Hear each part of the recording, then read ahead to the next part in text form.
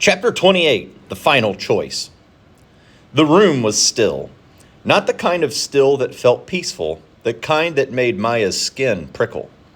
The lights inside the chamber glowed softly against the walls, and the great structure in the center of the room hummed like it was alive. Adrian stood beside the console, his hand hovering over the controls, his eyes fixed on the display in front of him. Maya looked from him to Vance.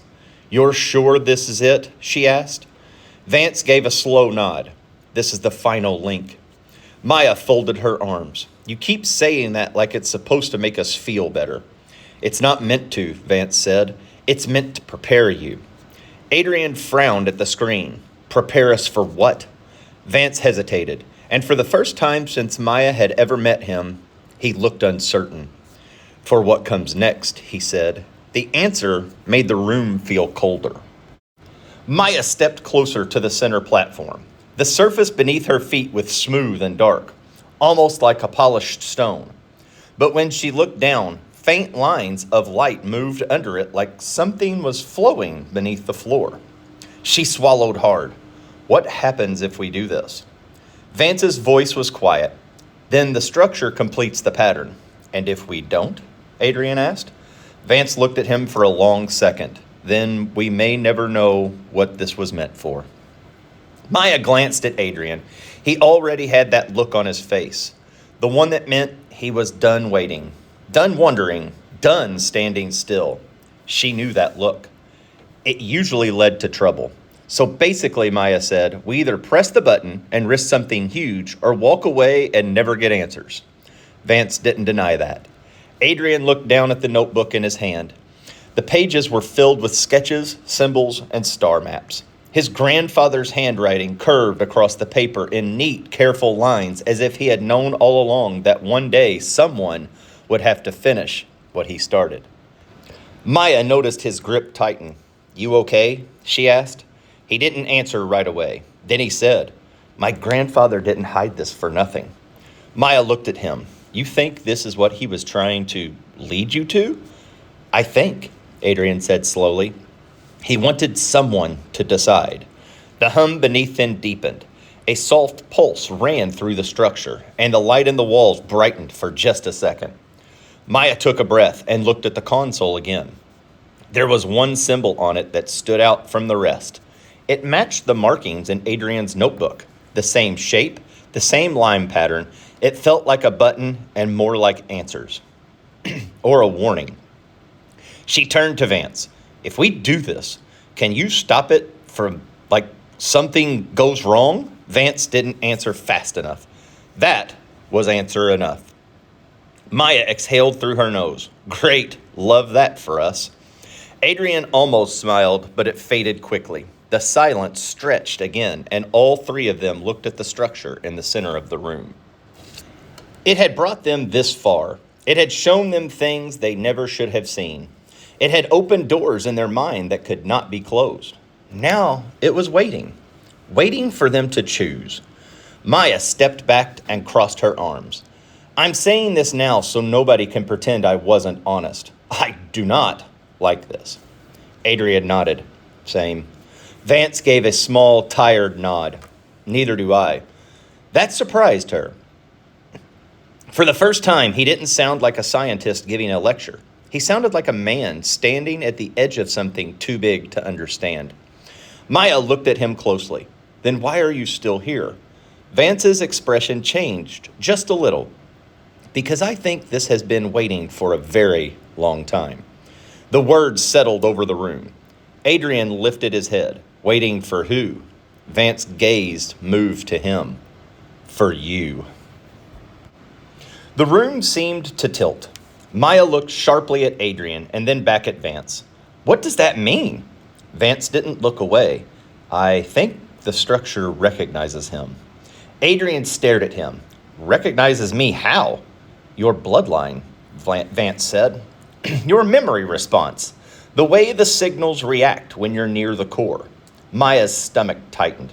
"You knew that?" "I suspected it," Vance admitted. "Now I'm sure of it." Adrian's jaw set. "You should have said something." "I wanted to be certain before I put weight on you." You already did, Maya snapped. No one argued with that. Adrian looked down at the notebook again, then at the glowing console. His face was calm, but Maya could tell he was thinking hard, really hard. She had seen him like this before, the stillness before he made a decision that would change everything.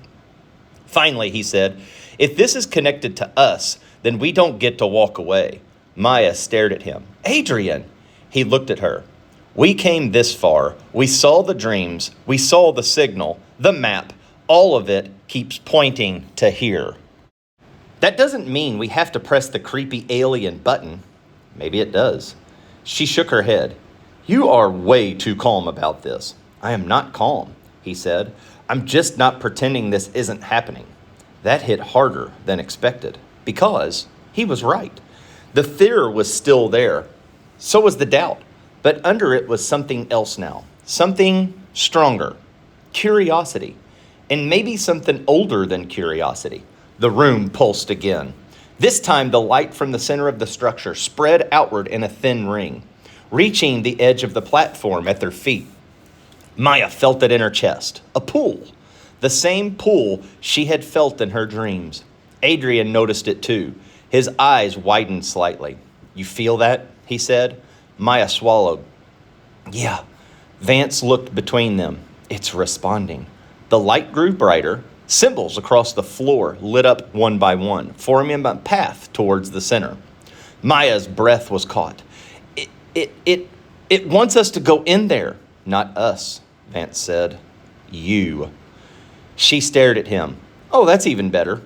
Adrian glanced at her and then back at the glowing path. Maya!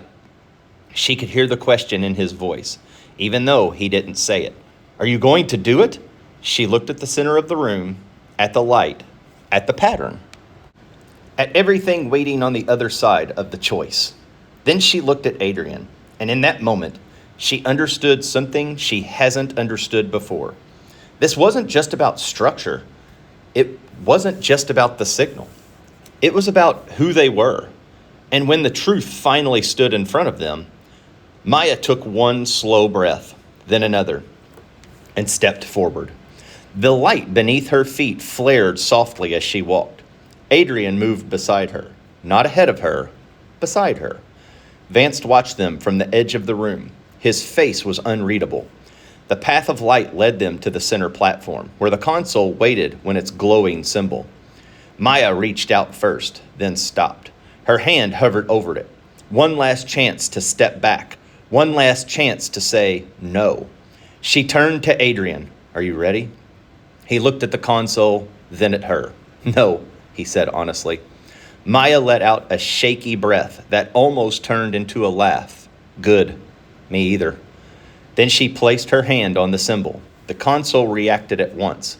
A bright light shot through the room, and the entire structure answered with a deep, rising hum. The floor trembled. The walls lit up, and somewhere deep beneath them, something long asleep began to awake. Maya jerked back. Her heart was pounding. What did you just do? Vance asked. Maya stared at the glowing console. Her voice came out barely above a whisper. I think we just started something. Adrian's face had gone pale. On the screen in front of them, new symbols were appearing fast, faster than Maya could read them. Then one line stopped her cold. A single word. Keyed. Adrian stepped closer. His eyes were locked on the display. Another line flashed beneath it. Transmission active. Maya's stomach dropped. What transmission? She asked. No one answered because now the room was changing.